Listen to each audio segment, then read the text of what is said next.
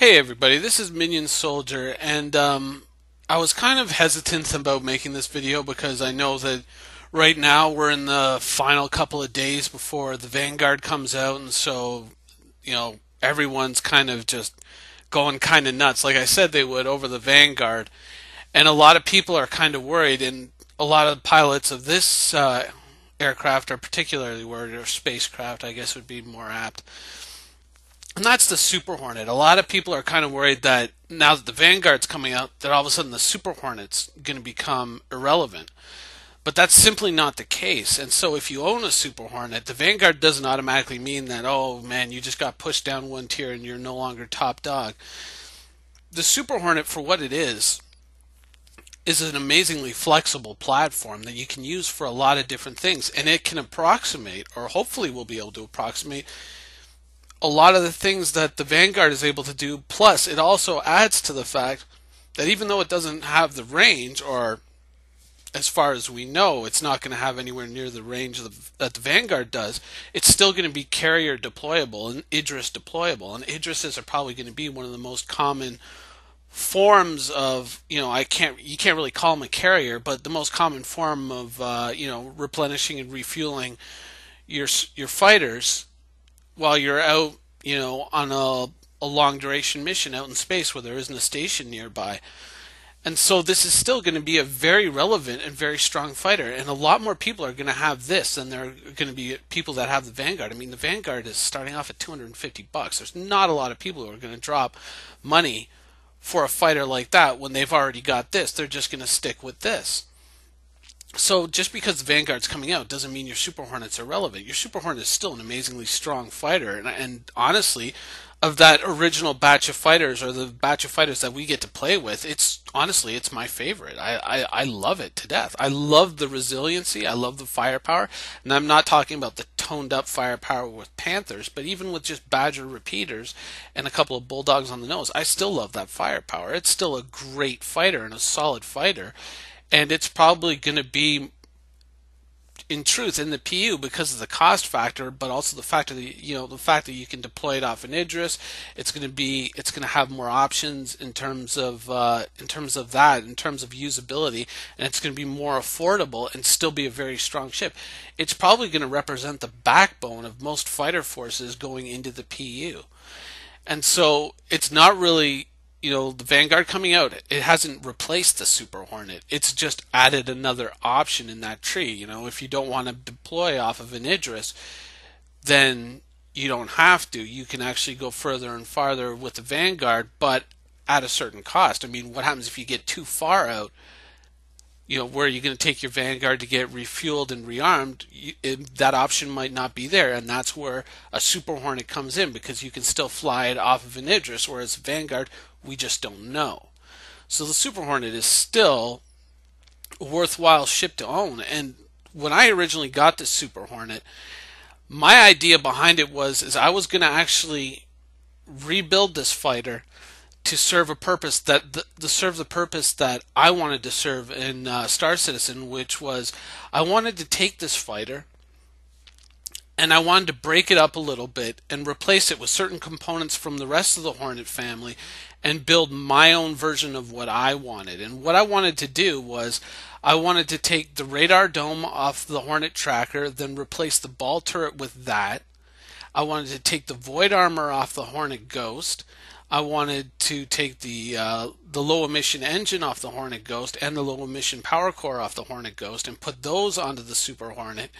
And then I was going to basically, depending on how it worked out and depending on what the signature was like, I was going to put, just to help the power core out, I didn't want to use energy weapons, so I was going to try and find like a practical projectile weapon to use, or combination of projectile weapons to use on this, along with missiles, to basically make sort of like a stealth, almost like an E2 Hawkeye, if you know what I mean, like basically like almost an AWACS aircraft that also has a decent amount of guns, that has missiles, that still has hopefully a very stealthy profile, and is very difficult to detect, but that I could go out and I could play as the eyes of the fleet and just kind of range out ahead of the fleet find targets, and then, basically help my guys track in on those targets, vector them in on those targets, and then say, here's where these guys are, this is where you want to attack them, and then move out and kind of orbit the battle and watch for any reinforcements coming or something like that, and possibly assist in the battle here and there where I could. And that's the role that I really wanted to play within my own organization. And so the Super Hornet in the beginning was the ideal for that, and I had actually started building towards that. As you can see in my hangar, I had 2 pieces of that puzzle already in place. And so, when the Vanguard came out and when the Vanguard was announced, I said, okay, now I don't need to do that anymore, so I'm just going to set these aside, wait for the Vanguard to come out, melt these, and then get the Vanguard. But, even if the Vanguard is totally, it just does not deliver. It's just flat out not going to deliver for $250. It's not going to be anywhere near what I hope it's going to be. I've still got my project 2/3 done, so either way, I'm up. So, realistically, the Vanguard is not just going to flat out replace the Super Hornet, and the Super Hornet, in truth, is probably going to end up being the backbone of most fleets out there in the PU. So there's nothing really to worry about as far as the Super Hornet is concerned, because the Super Hornet is still going to be an amazingly strong fighter, throughout Alpha, throughout Beta, and well into the PU. So really, that's pretty much all I had to say in this video, was that, if you got a Super Hornet and you're not sure or you're on the fence, why throw away a perfectly good fighter on a gamble? I